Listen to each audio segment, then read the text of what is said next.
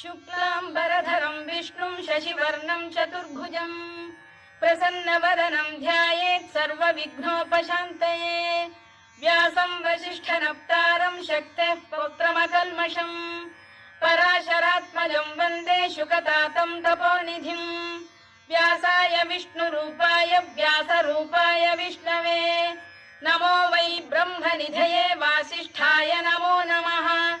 अविकाराय शुद्धाय नित्याय परमात्मने सदैकरूपरूपाय विष्णवे सर्वजिष्णवे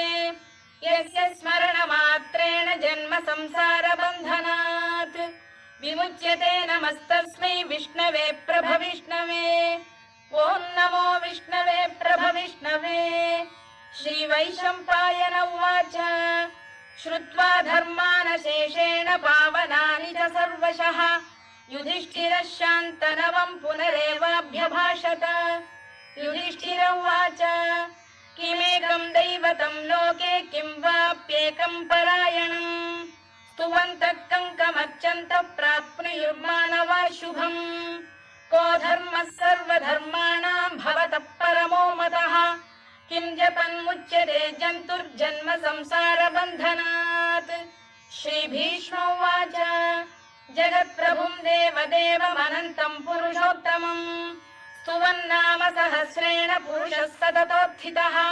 तमेव चार्चयन् नित्यं भक्त्या पुरुषमव्ययम् ध्यायन् स्तुवन् नमस्यं च यजमानस्तमेव च अनादिनिधनं विष्णुं सर्वलोकमहेश्वरम् लोकाध्यक्षं स्तुवन् नित्यं सर्वदुःखातिगो भवेत् ब्रह्मण्यं सर्वधर्मज्ञं लोकानां कीर्तिवर्धनम् लोकनाथं महद्भूतं सर्वभूतभवोद्भवम् एष मे सर्वधर्माणां धर्मोऽधिकतमो मतः यद्भक्त्या पुण्डरीकाक्षं स्तवैरच्चेन्नरः सदा परमं यो महत्तेजः परमं यो महत्तपः परमं यो महद्ब्रह्म परमं यः परायणम् पवित्राणां पवित्रं यो मङ्गलानां च मङ्गलम् दैवतं देवतानां च भूतानां यो व्ययः यतः सर्वाणि भूतानि भवन्त्यादियुगागमे यस्मिंश्च प्रलयं यान्ति पुनरेव युगक्षये तस्य लोकप्रधानस्य जगन्नाथस्य भूपते विष्णोर्नाम सहस्रं मे शृणु पापभयापहम् यानि नामानि गौणानि विख्यातानि महात्मनः ऋषिभिः परिगीतानि तानि वक्ष्यामि भूतये ऋषिर्नाम्नां सहस्रस्य वेदव्यासो महामुनिः छन्दोऽनुष्टुप् तथा देवो भगवान् देवकीसुतः अमृतांशुद्भवो बीजं शक्तिर्देवकीनन्दनः त्रिसामा हृदयं तस्य शान्त्यर्थे विनियुज्यते विष्णुं जिष्णुं महाविष्णुं प्रभविष्णुं महेश्वरम् अनेकरूपदैत्यान्तं नमामि पुरुषोत्तमम् अस्य श्रीविष्णोर्दिव्यसहस्रनामस्तोत्रमहामन्त्रस्य श्रीवेदव्यासो भगवान् ऋषिः अनुष्टुप्छन्दः श्रीमहाविष्णुः परमात्मा श्रीमन्नारायणो देवता अमृतांशोद्भवो भानुरिति बीजम् देवकीनन्दन सृष्टेति शक्तिः उद्भवः क्षोभणो देव इति परमो मन्त्रः शङ्खबृन्नन्दकी चक्रीति कीलकम् शार्ङ्गधन्वा गदाधर इत्यस्त्रम् रथाङ्गपाणिरक्षोभ्य इति नेत्रम् त्रिसामा सामरः सामेति कवचम् आनन्दम् परब्रह्मेति योनिः ऋतुः सुदर्शनकाल इति दिग्बन्धः श्रीविश्वरूप इति ध्यानम् श्रीमहाविष्णुप्रीत्यर्थे सहस्रनाम जपे विनियोगः ध्यानम् क्षीरोदन्वत्प्रदेशे शुचिमणिविलसत्सैकते मौक्तिकानाम् मालाक्लुप्तासनस्थस्फटिकमणिनिभैर्मौक्तिकैर्मण्डिताङ्गः शुभ्रैरभ्रैरदभ्रैरुपरि विरचितैर्मुक्तपीयूषवर्षैः आनन्दीनः पुनीयादरिनलिन गदा शङ्खपाणिर्मुकुन्दः भू यस्य नाभिर्वियदसुरनिलश्चन्द्रसूर्यौ च नेत्रे कर्णावाशा शिरोद्यौर्मुखमपि दहनो यस्य वास्तेयमब्धिः अन्तस्थं यस्य विश्वं सुरनरखगो भोगि गन्धर्वदैत्यैः चित्रं रम्यते तं त्रिभुवन वपुषं विष्णुमीशं नमामि। ॐ नमो भगवते वासुदेवाय। शान्ताकारं भुजगशयनं पद्मनाभं सुरेशं विश्वाधारं गगनसदृशं मेघवर्णं शुभाङ्गम् लक्ष्मीकान्तं कमलनयनं योगिधृध्यानगम्यं वन्दे विष्णुं भवभयहरं सर्वलोकैकनाथम् मेघश्यामं पीतकौशेयवासं श्रीवत्साङ्कं कौस्तुभोद्भासिताङ्गम् पुण्योपेतं पुण्डरीकायताक्षं विष्णुं वन्दे सर्वलोकैकनाथम् नमः समस्तभूतानामादिभूताय भूभृते अनेकरूपरूपाय विष्णवे प्रभविष्णवे सशङ्खचक्रं सकिरीटकुण्डलं सपीतवस्त्रं सरसीरुहेक्षणं सहारवक्षस्थलशोभिकौस्तुभं नमामि विष्णुं शिरसा चतुर्भुजम् छायायां पारिजातस्य हेमसिंहासनोपरि आसीनमम्बुदश्याममायताक्षमलङ्कृतम् चन्द्राननं चतुर्बाहुं श्रीवत्साङ्कितवक्षसम् रुक्मिणी सत्यभामाभ्यां सहितं कृष्णमाश्रये।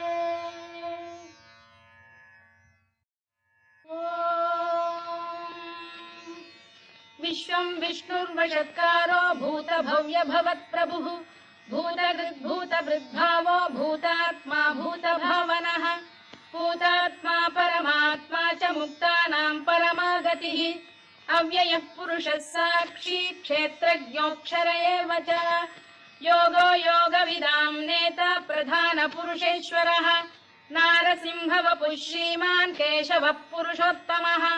सर्वः शर्वः शिवस्थाणुर्भूतादिर्निधिरव्ययः सम्भवो भावनो भर्ता प्रभवः प्रभुरीश्वरः स्वयंभूः शम्भुरादित्यः पुष्कराक्षो महास्वनः अनादिनिधनो धाता विधाता धातुरुत्तमः अप्रमेयो ऋषिकेशः पद्मनाभोऽमरप्रभुः विश्वकर्मा मनुस्पष्टा स्थविष्ठस्थविरो ध्रुवः अग्राह्यः शाश्वतः कृष्णो लोहिताक्षप्रदर्दनः प्रभूतस्त्रिककुब्धाम पवित्रं मङ्गलं परम् ईशानः प्राणदः प्राणो ज्येष्ठः श्रेष्ठः प्रजापतिः हिरण्यगर्भो भूगर्भो माधवो मधुसूदनः ईश्वरो विक्रमी धन्वी मेधावी विक्रमक्रमः अनुत्तमो दुराधर्षः कृतज्ञः कृतिरात्मवान् सुरेशः शरणं शर्म विश्वरेता प्रजाभवः अधः संवत्सरो व्यालप्रत्ययः सर्वदर्शनः अजः सर्वेश्वरः सिद्धः सिद्धिः सर्वादिरच्युतः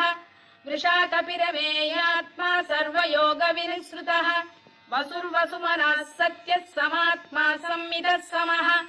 अमोघः पुण्डरीकाक्षो वृषकर्मा वृषाकृतिः रुद्रो बहुशिरा बभ्रुर्विश्वयोनिश्रुतिश्रवाः अमृतः शाश्वतस्थाणुर्वरारोहो महातपाः सर्वगः सर्वविद्भानुर्विश्वक्सेनो जनार्दनः वेदो वेदविदव्यङ्गो वेदाङ्गो वेदवित्कविः लोकाध्यक्षः सुराध्यक्षो धर्माध्यक्षः कृताकृतः चतुरात्मा चतुर्व्यूहश्चतुर्दंष्टश्चतुर्भुजः भ्राजिष्णुर्भोजनं भोक्ता सहिष्णुर्जगदादिजः अनघो विजयो जेता विश्वयोनिः पुनर्वसुः उपेन्द्रो वामनः प्रांशुरमोघः शुचिरूर्जितः अतीन्द्रः सङ्ग्रहः सर्गो धृतात्मा नियमो यमः वेद्यो वैद्यः सदा योगी वीरः माधवो मधुः अतीन्द्रियो महामायो महोत्साहो महाबलः महाबुद्धिर्महावीर्यो महाशक्तिर्महाद्युतिः अनिर्देश्य वपुः श्रीमान् अमे आत्मा महाधृधृत् महेश्वासो महीभर्ता श्रीनिवासः सताङ्गतिः अनिरुद्धः सुरानन्दो गोविन्दो गोविदाम्पतिः मरीचिर्दमनो हंसः सुपर्णो भुजगोत्तमः हिरण्यनाभः सुतपाः पद्मनाभः प्रजापतिः अमृत्युः सर्वदृक्सिंहः सन्धाता सन्धिमान् स्थिरः अजो दुर्मर्षणः शास्ता विश्रुतात्मा सुरारिः गुरुर्गुरुतमो धाम सत्यः सत्यपराक्रमः निमिषो निमिषस्रग्वी वाचस्पतिरुदारधीः अग्रणीर्ग्रामणी श्रीमान् न्यायो नेता समीरणः सहस्रमूर्धा विश्वात्मा सहस्राक्षः सहस्रपात् आवर्तनो निवृत्तात्मा संवृतः सम्प्रमर्दनः अधः संवर्तको वह्निरनिरो धरणीधरः सुप्रसाद प्रसन्नात्मा विश्वधृक् विश्वभुग्विभुः सत्कर्ता सत्कृतः साधुर्जह्नुर्नारायणो नरः असंख्येयो प्रमेयात्मा विशिष्टः शिष्टकृच्छुचिः सिद्धार्थ सिद्ध संकल्पः सिद्धिदः सिद्धिसाधनः वृषाही वृषभो विष्णुर्वृषपर्वा वृषोदरः वर्धनो वर्धमानश्च विविक्तः श्रुतिसागरः सुभुजो दुर्धरो वाग्मी महेन्द्रो वसुदो वसुः नैकरूपो बृहद्रूपः शिपिविष्टप्रकाशनः ओजस्तेजोद्युदिधरः प्रकाशात्मा प्रतापनः वृद्धस्पष्टाक्षरो मन्त्रश्चन्द्रांशुर्भास्करद्युतिः अमृतांशुद्भवो भानुः शशबिन्दुः सुरेश्वरः औषधम् जगतः सेतुः सत्यधर्मपराक्रमः भूतभव्यभवन्नाथः पवनः पावनो नरः कामः कामकृत्कान्तः कामः कामप्रदप्रभुः युगादिकृद्युगावर्तो नैकमायो महाशनः अदृश्यो व्यक्तरूपश्च सहस्रजिदनन्तजित् इष्टो विशिष्टः शिष्टेष्टः शिखण्डी नहुषो वृषः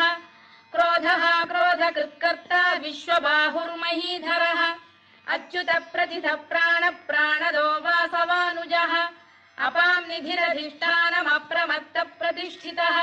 स्कन्दः स्कन्दधरो धुर्यो वरदो वायुवाहनः वासुदेवो बृहद्भानुरादिदेवः पुरन्दरः अशोकस्तारणस्तारः शूरः शौरिर्जनेश्वरः अनुकूलः शतावर्तः पद्मी पद्मनिभेक्षणः पद्मनाभोरविन्दाक्षः पद्मगर्भः शरीरभृत्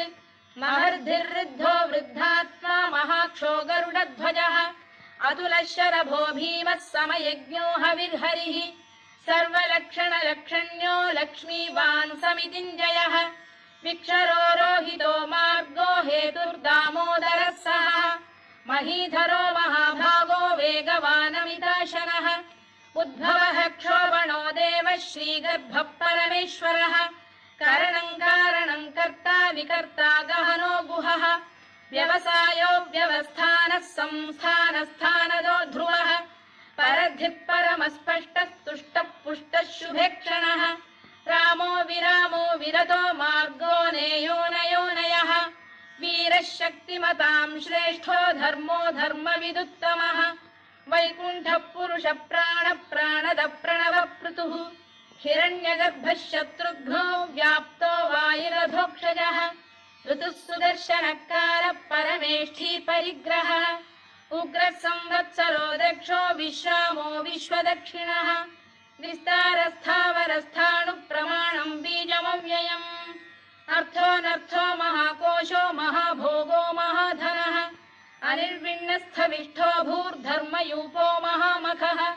नक्षत्रनेमिर्नक्षत्री क्षमः क्षामः समीहनः यज्ञयुज्यो महेज्यश्च क्रतुः सत्रं सदां गतिः सर्वदर्शी विमुक्तात्मा सर्वज्ञो ज्ञानमुत्तमम् सुव्रतः सुमुखः सूक्ष्मः सुघोषः सुखदः सुहृद् मनोहरो जितक्रोधो वीरबाहुर्विदारणः स्वापनः स्ववशो व्यापी नैकात्मा नैककर्मकृत् वत्सरो वत्सलो वत्सी रत्नगर्भोधनेश्वरः धर्मकृद्धर्मी सदसक्षरमक्षरम् अविज्ञाता सहस्रांशुर्विधाता कृतलक्षणः गभस्तिनेमिः सप्तस्तः सिंहो भूतमहेश्वरः आदिदेवो महादेवो देवेशो देवभृद्गुरुः उत्तरो गोपतिर्गोप्ता ज्ञानगम्यः पुरातनः शरीरभूतभृद्भोक्ता कपीन्द्रो भूरि दक्षिणः सोमपोऽमृतपः सोमः पुरुजित् पुरुषत्तमः विनयो जयः सत्यसन्धो दाशार्हः सात्वतां पतिः जीवो विनयिता साक्षी मुकुन्दोमित विक्रमः अम्भोनिधिरनन्तात्मा महोदधिशयोऽन्तकः अजो महार्घ स्वाभाव्यो जितामित्रप्रमोदनः आनन्दो नन्दनो नन्दः सत्यधर्मा त्रिविक्रमः महर्षि कपिलाचार्यः कृतज्ञो मेदिनीपतिः त्रिपदस्त्रिदशाध्यक्षो महाशृङ्गकृतान्तकृत् महावराहो गोविन्दः सुषेणः कनकाङ्गनी गुह्यो गभीरो गहनो गुप्तश्चक्रगदाधरः मेधास्वाङ्गो जितकृष्णो दृढः सङ्कर्षणोच्युतः वरुणो वारुणो वृक्षः पुष्कराक्षो महामनाः भगवान् भगहानन्दी वनमाली हलायुधः आदित्यो ज्योतिरादित्यः सहिष्णुर्गतिसत्तमः सुधन्वाखण्ड परशुर्दारुणो द्रविणप्रदः दिवस्पृक् सर्वदृग्व्यासो वाचस्पतिरयो निजः त्रिसामासामगः साम निर्वाणम् भेषजम् भिषज सन्न्यासकृच्छमशान्तो निष्ठा शान्तिपरायणम् शुभाङ्गः शान्तिदः स्रष्टा कुमुदः कुवलेशयः गोहितो गोपतिर्गोप्ता वृषभाक्षो वृषप्रियः अनिवर्ती निवृत्तात्मा संक्षेप्ताक्षेमकृत् शिवः श्रीवत्सवक्षः श्रीवासः श्रीपतिः श्रीमताम्बरः श्रीधः श्रीशः श्रीनिवासः श्रीनिधिः श्रीविभावनः श्रीधर श्रीकर श्रेयः श्रीमान् लोकत्रयाश्रयः स्वक्षः स्वङ्गः शतानन्दो नन्दिर्ज्योतिर्गणेश्वरः विजितात्मा विधेयात्मा सत्कीर्तिश्चिन्न संशयः उदीर्णः सर्वतश्चक्षुरनीशः शाश्वतः स्थिरः भूषयो भूषणो भूतिर्विशोकः शोकनाशनः अर्चिष्मानर्चितः कुम्भो विशुद्धात्मा विशोधनः अनिरुद्धो प्रतिरथ प्रद्युम्नोमित विक्रमः कालनेमिनिः वीरः शौरिः शूरजनेश्वरः त्रिलोकात्मा त्रिलोकेशः केशवः केशिहा हरिः कामदेवः कामपालः कामी कान्तकृतागमः अनिर्देश्य वपुर्विष्णुर्वीरोऽनन्तो धनञ्जयः ब्रह्मण्यो ब्रह्मकृद्ब्रह्मा ब्रह्म ब्रह्मविवर्धनः ब्रह्मविब्राह्मणो ब्रह्मी ब्रह्मज्ञो ब्राह्मणप्रियः महाकमो महाकर्मा महातेजा महोरगः महाक्रतुर्महायज्वा महायज्ञो महाहविः स्तव्यस्तव प्रियस्तोत्रम् स्तुतिस्तोतारणप्रियः पूर्णः पूरयिता पुण्यः पुण्यकीर्तिरनामयः मनोजवस्तीर्थकरो वसुरेता वसुप्रदः वसुप्रदो वासुदेवो वसुर्वसुमनाहविः सद्गतिः सत्कृतिः सत्ता सद्भूतिः सत्परायणः शूरसेनो यदुश्रेष्ठः सन्निवासः सुयामुनः भूतावासो वासुदेवः सर्वासु निलयो नलः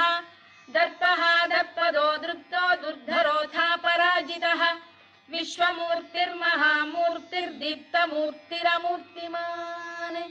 अनेकमूर्तिरव्यक्तः शतमूर्तिः शताननः एकोनैकः स वक्र किं यत्तत्पदमनुत्तमम् लोकबन्धुर्लोकनाथो माधवो भक्तवत्सलः सुवर्णवर्णो हेमाङ्गो वराङ्गश्चन्दनाङ्गदी वीरः विषमः शून्यो घृताशीरचरश्चरः अमानी मानदो मान्यो लोकस्वामी त्रिलोकधृत् सुमेधा मेधजो धन्यः सत्यमेधाधराधरः तेजो वृषोद्युतिधरः सर्वशत्रभृताम्बरः प्रग्रहो निग्रहो व्यग्रो नैकशृङ्गो गदाग्रजः चतुर्मूर्तिश्चतुर्बाहुश्चतुर्व्यूहश्चतुर्गतिः चतुरात्मा चतुर्भावश्चतुर्वेदविदेकपात् समावर्तो निवृत्तात्मा दुर्जयो दुरतिक्रमः दुर्लभो दुर्गमो दुर्गो दुरावासो दुरारिः शुभाङ्गो लोकसारङ्गः सुतन्तु स्तन्तु वर्धनः इन्द्रकर्मा महाकर्मा कृतकर्मा कृतागमः उद्भवः सुन्दरः सुन्दो रत्ननाभः सुलोचनः अर्को वाजसनः शृङ्गी जयन्तः सर्वविजयी सुवर्णबिन्दुरक्षोभ्यः सर्ववागीश्वरेश्वरः महाह्रदो महागर्तो महाभूतो महानिधिः कुमुदः कुन्दरः कुन्दः पर्जन्यः पावनो निलः अमृताशोऽमृतवपुः सर्वज्ञः सर्वतोमुखः सुलभः सुव्रतः सिद्धः शत्रुजिच्छत्रुतापनः न्यग्रोधोदुम्बरोश्चतश्चाणूरान्ध्रैषूदनः सहस्रार्चिः सप्तजिह्वः सप्तैधा सप्तवाहनः अमूर्तिरनघोचिन्त्यो भयकृद्भयनाशनः अणुबृहत्कृशस्थूलो गुणभृन्निर्गुणो महान् अधृतस्वधृतस्वास्य प्राग्वंशो वंशवर्धनः भारभृत्कथितो योगी योगीशः सर्वकामदः आश्रमश्रमणः क्षामः सुपर्णो वायुवाहनः धनुर्धरो धनुर्वेदो दण्डो दमयिता दमः अपराजितः सर्वसहो नियन्ता नियमो यमः सत्त्ववान् सात्विकः सत्यः सत्यधर्मपरायणः अभिप्रायप्रियार्होः प्रियकृत्प्रीतिवर्धनः विहाय सगदिर्ज्योतिः सुरुचिर्पुतभुग्विभुः रविर्विरोचनः सूर्यः सविता रविलोचनः अनन्तो हुतभुग्भोक्ता सुखदो नैकजोऽग्रजः अनिर्विण्णः सदामर्षी लोकाधिष्ठानमद्भुतः सनातनतमः कपिलः कपिरव्ययः स्वस्तिदः स्वस्तिकृत् स्वस्ति स्वस्ति भुक् स्वस्ति दक्षिणः आरौद्रः कुण्डली चक्री विक्रम्यूर्जितशासनः शब्दातिगः शब्दसः शिशिरः शर्वरीकरः अक्रूरपेशलो दक्षो दक्षिणः क्षमिणां वरः विद्वत्तमो वीतभयः पुण्यश्रवणकीर्तनः उत्तारणो दुष्कृतिः पुण्यो दुःस्वप्ननाशनः वीरः रक्षणः सन्तो जीवनपर्यवस्थितः अनन्तरूपोऽनन्तश्रीर्जितमन्युर्भयापहः चतुरश्रो गभीरात्मा विदिशो व्यादिशो दिशः अनादिर्भूर्भुवो लक्ष्मी सुवीरो रुचिराङ्गदः जननो जनजन्मादिर्भीमो भीमपराक्रमः आधारनिलयो धाता पुष्पहास प्रजागरः ऊर्ध्वगः सत्त्वथाचार प्राणद प्रणवप्रणः प्रमाणं प्राणनिलय प्राणभृत् प्राणजीवनः तत्त्वं तत्त्वविदेकात्मा जन्म मृत्युजरातिगः भूर्भुवः स्वस्तरुस्तारः सविता प्रपितामहः यज्ञो यज्ञपतिर्यज्वा यज्ञाङ्गो यज्ञवाहनः यज्ञभृद्यज्ञकृद्यज्ञी यज्ञभुग्यज्ञसाधनः यज्ञान्तकृद्यज्ञगुह्यमन्नमन्नाद एव च आत्मयोनिः स्वयं जातो वैखानः सामगायनः देवकीनन्दनः स्रष्टा क्षितीशः पापनाशनः शङ्खबृन्नन्दकी चक्री शार्ङ्गधन्वा गदाधरः तथाङ्गपाणिरक्षोभ्यः सर्वप्रहरणायुधः सर्वप्रहरणायुध ॐ नम इति वनमाली गरीशाङ्गी शङ्खी चक्री च नन्दकी श्रीमान्नारायणो विष्णुर्वासुदेवोऽभिरक्षतु वनमाली गरीशाङ्गी शङ्खी चक्री च नन्दकी श्रीमान्नारायणो विष्णुर्वासुदेवोऽभिरक्षतु वनमाली गरीशाङ्गी शङ्खी चक्री च नन्दकी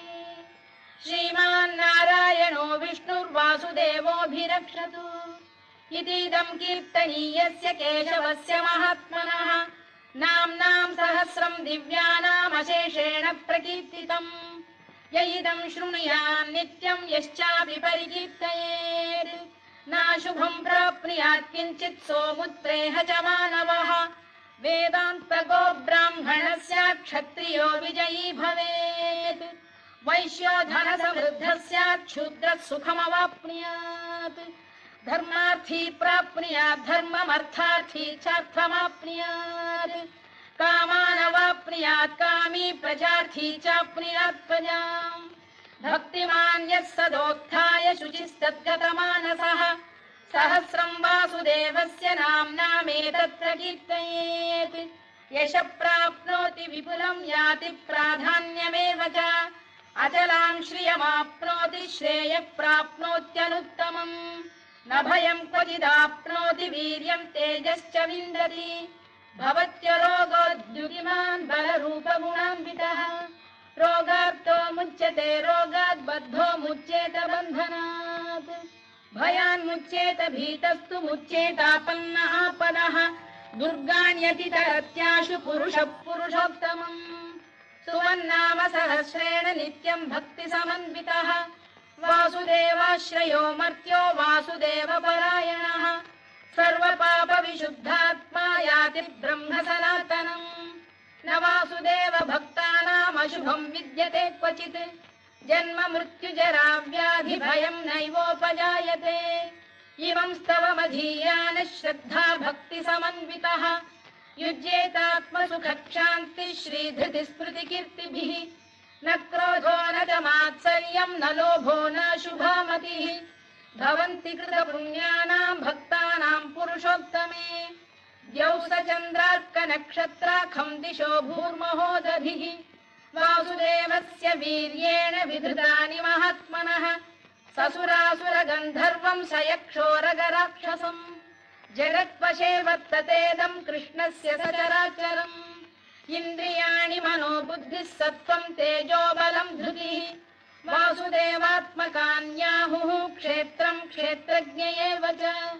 सर्वागमानामाचार प्रथमं परिकल्पते आचार प्रभवो धर्मो धर्मस्य प्रभुरच्युतः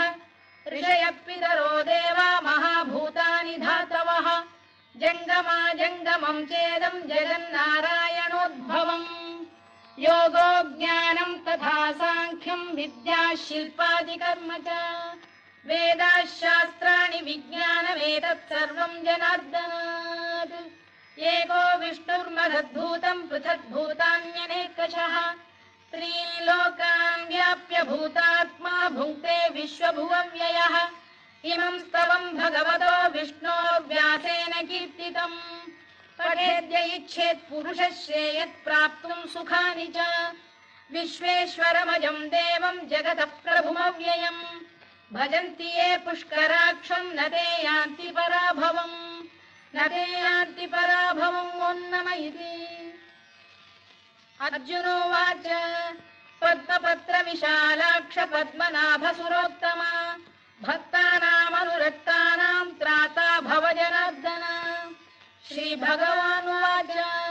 यो मां नाम सहस्रेण स्तोतुमिच्छति पाण्डव सोऽहमेकेन श्लोकेन स्तुत एव न संशयः स्तुत एव न संशयोऽन्नम इति व्यास उवाच वासनाद् वासुदेवस्य वासितं भुवनत्रयम् सर्वभूतनिवासोऽसि वासुदेव नमोऽस्तु ते वासुदेव नमोऽस्तु ते ओन्नम इति पार्वत्युवाच केनोपायेन लघुना विष्णोर्नाम सहस्रकम् पठ्यते पण्डितैर्नित्यं श्रोतुमिच्छाम्यहं प्रभो ईश्वर उवाच श्रीराम राम रामेति रमे रामे मनोरमे सहस्रनाम तत्तुल्यं राम नाम वरानने श्रीराम राम रामेति रमे रामे मनोरमे सहस्रनाम तत्तुल्यं राम नाम वरानने श्रीराम राम रामेति रमे रामे मनोरमे सहस्रनाम तत्तुल्यं राम नाम वरानने राम नाम वरानन ओन्नम इति ब्रह्मोवाच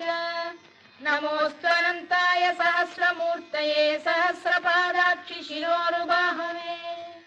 सहस्रनाम्ने पुरुषाय शाश्वते सहस्रकोटियुगधारिणे नमः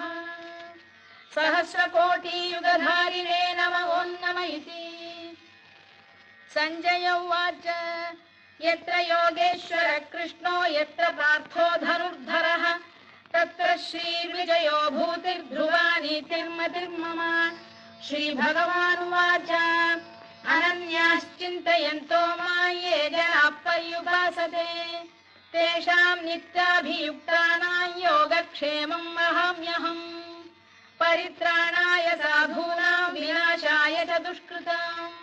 धर्म संस्थापनार्थाय संभवामि युगे युगे आर्ता विषण्णा शिथिलाश्च भीता घोरेषु च व्याधिषु वर्तमानाः संकीर्त्य नारायण शब्दमात्रं विमुक्तदुःखा सुखिनो भवन्तु कायेन वाचा मनसेन्द्रियैर्वा बुद्ध्यात्मना वा प्रकृते स्वभावात् करोमि यद्यत् सकलं परस्मै नारायणायेति समर्पयामि।